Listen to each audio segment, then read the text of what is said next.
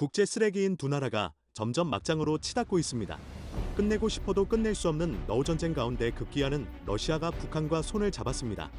똥은 똥끼리 뭉친다고 국제사회에서 왕따를 당하고 있는 러시아가 오죽하면 북한과 손을 잡았을까요? 지난 6월 19일 28년 만에 북한과 러시아는 과거 냉전 시대에 준하는 군사동맹을 부활시켰습니다. 푸틴은 한국이 심히 우려하리를 버려놓고 너희는 가만히 있으라고 경고하고 있습니다. 그동안 한국은 너우전쟁으로 러시아와 관계가 악화되어가는 와중에도 타국의 대사들이 전원 보이콧한 푸틴의 취임식에도 축하를 보내며 최소한의 성의를 보여왔고 지금 전쟁 중인 우크라이나에 무기는 보내지 않으며 자제하고 있는 상황입니다. 하지만 푸틴은 핵을 앞세워 한국을 수시로 도발하고 있는 북한에게 힘을 실어주고 있는데요. 최근 북한의 큰형님 중국도 손절하는 절박한 분위기 가운데 북한은 조아라 꾀춤을 추고 있지만 과연 그것이 북한에게 호재일까요? 푸틴은 러시아의 군사원조는 침공이 있을 때만 적용되니 한국은 걱정하지 않아도 된다고 말하며 한국이 우크라이나에 살상용 무기를 보낸다면 우리는 그에 상응하는 결정을 내릴 것이라는 경고성 메시지도 전하며 한국의 발목을 잡으려 하고 있습니다. 참 우픈 설정인 게 우리가 러시아와 북한에 아무 이유 없이 침공을 하겠습니까? 그들의 군사동맹은 교활한 속내가 숨겨져 있다고 볼 수 있습니다. 러시아는 길어지는 전쟁 가운데 급박한 나머지 북한의 무기와 탄약을 얻어가려는 술책인 걸 북한은 아는지 모르겠습니다. 이와 더불어 최근 한국의 핵무기 개발의 필요성이 대두되고 있는 가운데 러시아가 이를 견제하기 위한 움직임이라는 소문도 들리고 있습니다. 얼마 전 푸틴은 해외 통신사사와의 간담회에서 한국이 우크라이나에 무기를 보내지 않은 것에 감사와 함께 양국 관계 개선의 의지를 밝힌 바 있습니다.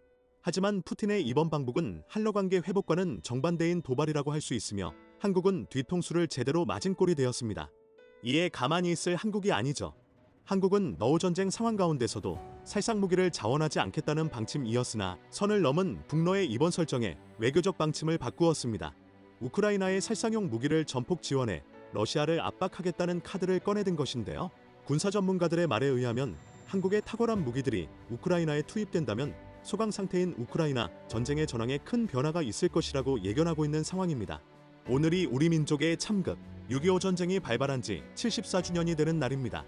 한국 동란 후 세계 최빈국의 아픔을 딛고 대한민국은 지금 정신줄로 코당한 그때와는 차원이 다른 강력한 나라로 급부상하고 있습니다. 북한은 이미 비교 대상이 될 수 없고 중국과 러시아도 함부로 취급할 수 없는 거의 괴물 수준으로 변신하다 보니 주변국들의 심한 견제를 받을 수밖에 없는 것입니다. 아군으로 설정되어 있는 미국과 일본의 견제 또한 예외일 수 없습니다. 최근 빠르게 성장한 한국을 두려워하며 경악하고 있는 가운데 제동을 걸려 하지만 한국은 더 이상 간섭하는 강대국들의 눈치를 보며 핵균형을 더 이상 외면할 수만은 없을 것입니다. 핵을 포기하고 미국, 영국, 러시아와 안보협정을 맺혔다가 지금 작살나고 있는 우크라이나를 보면 모르겠습니까? 약육강식의 논리를 우리는 역사를 통해 너무도 잘 알고 있고 국가 간 협정이나 조약도 상황이 바뀌면 언제든 깨질 수 있는 것입니다. 이제는 한국도 미국과 실질적인 핵무기 공유 방안을 논의해야 할 단계이며 지금은 분위기가 그렇게 조성되고 있습니다. 그 어떤 나라도 믿을 수 없고 오로지 자주국방만이 이 민족이 살 길입니다.